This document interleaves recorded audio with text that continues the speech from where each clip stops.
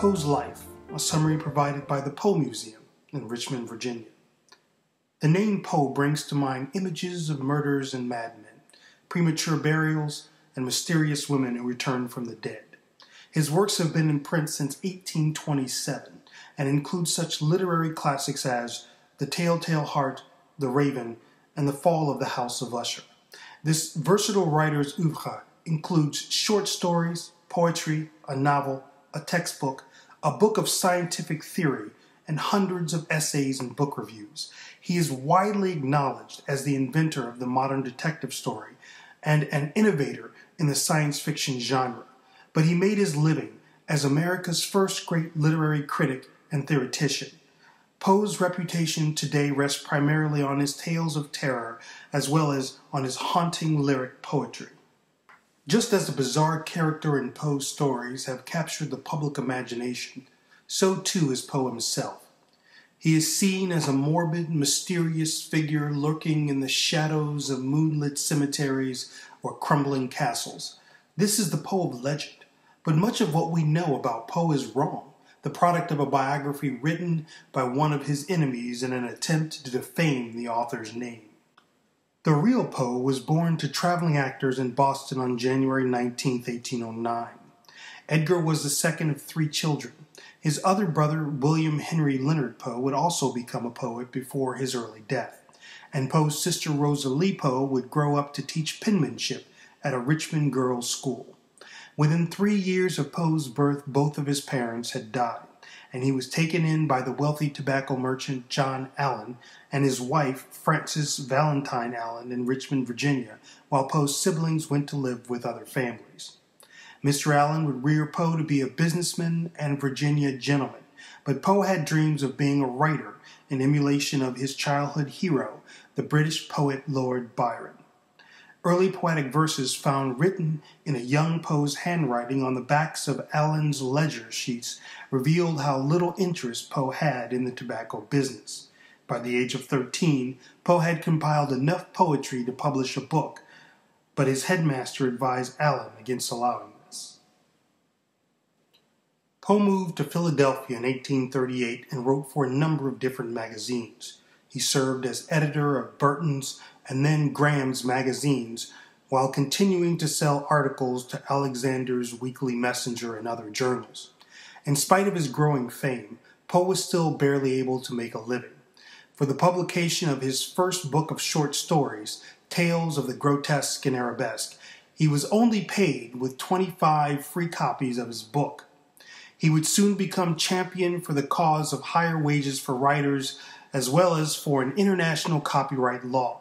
To change the face of the magazine industry, he proposed starting his own journal, but he failed to find the necessary funding.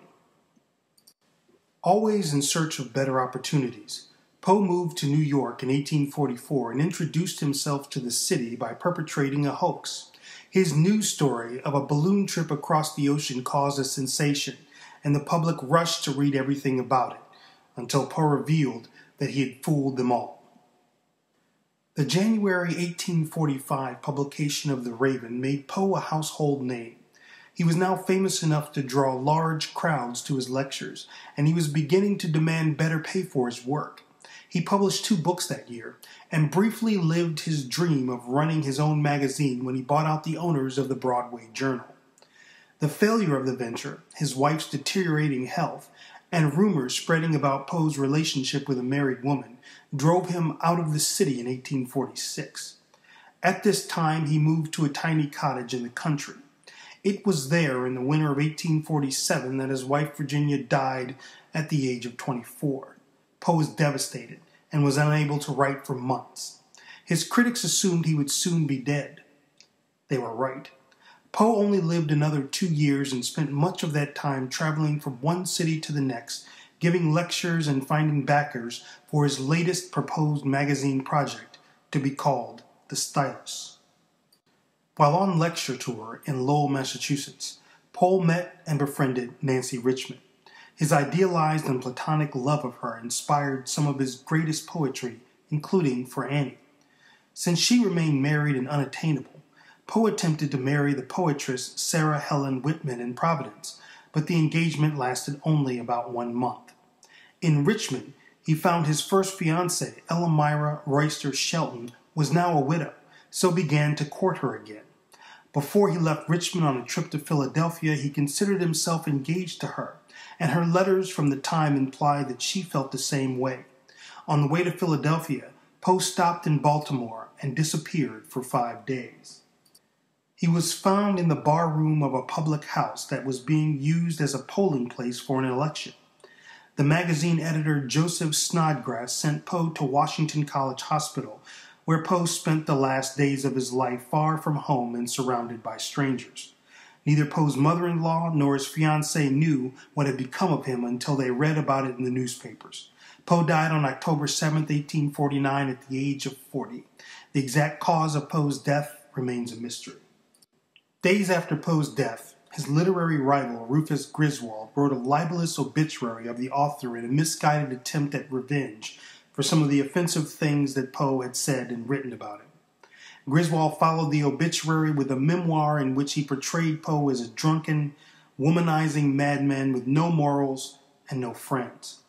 Griswold's attacks were meant to cause the public to dismiss Poe and his works, but the biography had exactly the opposite effect and instead drove the sales of Poe's books higher than they had ever been during the author's lifetime. Griswold's distorted image of Poe created the Poe legend that lives to this day, while Griswold is only remembered, if at all, as Poe's first biographer.